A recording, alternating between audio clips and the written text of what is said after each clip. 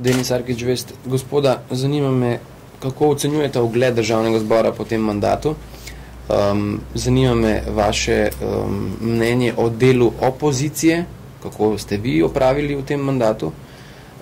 Zanima me, ali se je ugled zaradi različnih izpadov, naprimer, gospod Gulič, vi ste kadili v Državnem zboru pri sprejemanju zakona o omejevanju uporabe tobačnih izdelkov in tako naprej. Bilo še nekaj drugih incidentov in tako naprej. Zanima me, kako zdaj vidite ugled Državnega zbora. Nazadnje se je ustanovil 3. program Televizije Slovenija, ki bo prenašal vredno te seje zdaj, in kako zdaj vi vidite to v prihodnje in seveda v tem mandatu, po koncu mandata. Ja, bom jaz začel. Ugled Državnega zbora je seveda ugled posameznih poslancev v različnih okoljih. Sicer tudi na neki splošni ravni to deluje. Jaz mislim, da je ugled poslancev pravzaprav večji, kot je ugled tega preseka, ki se mu reče Državni zbor. Vsaj tako mi pač, recimo, takšne imam povratne informacije od ljudi, iz terena, iz pogovorov. Zdaj, ali take incidenti, kot je bilo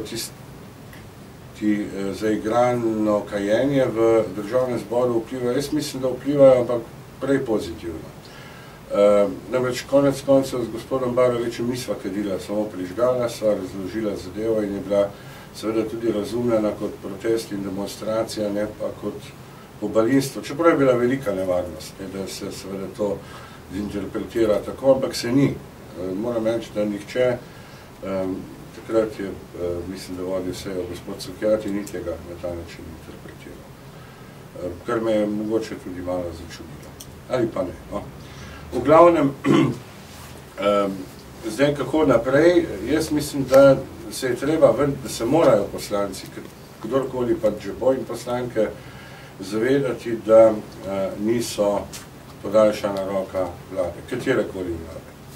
Vsak je treba gledati po prste. Tuji, oziroma tisti, ki ni iz tvoje stranke, seveda že po navadi gledamo, ampak jaz mislim, da je treba gledati tudi svojim vladom. Veliko bolj, kot se je doslej. Zdaj govorimo o vseh mandatih. 90 poslancev je seveda en kolektiv, je en korpus, eni so morda bolj naklonjeni vladajočim kot drugi, ampak to seveda jih ne odvezuje tega osnovnega poslanstva. Polovica, bom rekel, delovnega časa ne gre za zakonodajo, polovica pa za nadzor vlade. In seveda tudi podzakonskih aktov, ki jih včasih pravzaprav niti ne vidimo, pa moramo brskati za njimi. Takrat, seveda, ko se bo to zgodilo, bo tudi ugled Državnega zbora in posameznikov prav gotovo večji. Ugled Državnega zbora ni velik, najbrž vsi poslanke in poslanci želimo večji ugled, bi pa rekel, da je vprašanje ugleda na nek način razdeljeno v več elementov, ki na to vplivajo. Najprej in najbolj odgovorni smo poslanke in poslanci. Mislim, da za ugled storimo premalo. Mnogokrat tudi posamezna ravnanja zavestno degradirajo ravnanja drugih in ustvarjajo vtis, kot da nismo sposobni oblikovanja ali pa normalnih ravnanj, normalne razprave, normalne diskusije, normalnega glasovanja, in to vpliva negativno. Bom povedal takšen primer, ki je pogost, pa ni korektni. Ne zgodi se tako redko in v tem delu imajo prav tisti, ki to kritizirajo, da poslanec, ki ga pol ure ali pa 2 uri ni bilo, pride v dvorano pa reče, ja, kje pa so poslanci, saj pred tak malo auditorija se ne splača govoriti. Pa prej 2 uri ali pa več ni bilo upravičeno ali pa ne. Skratka, dvoličnosti tudi na tej točki je precej. Drugo je, kako si državljanke in državljani predstavljajo v parlament. Jaz moram reči, da tisto, kar meni govori, je približno tako, kot je rekel kolega Gulič. Pravijo, nasplošno nismo z vami zadovoljni stavu pa smo. Ampak jaz verjamem, da to povejo drugemu enako. Skratka, tisti, s katerim govoriš, tisti reče, ne, saj ta kritika ne velja zate, samo ko ga vprašaš, kaj pričakuje od državnega zbora.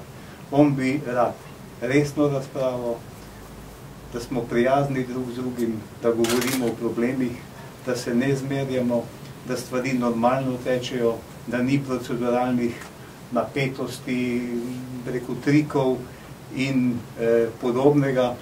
On ne želi takšnega razlikovanja med vladajočo koalicijo in opozicijo, kot praviloma je, želi pa seveda uresničiti svoje lastne interese. In tretji vidik je vaš prispevek k našemu ugledu ali neugledu.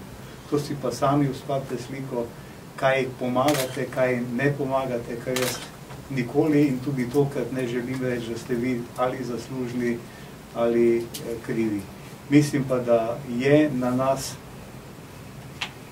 velika odgovornost za način našega dela, ker državni zbor je eden od stebrov demokracije v Sloveniji in je edini, ki je kot odprta knjiga javnosti dan na razpolago v dobrem in v slabem. Tega bi se morali v večji zmeri zavedati in skrbeti za to, da naš ugled ne bi padal.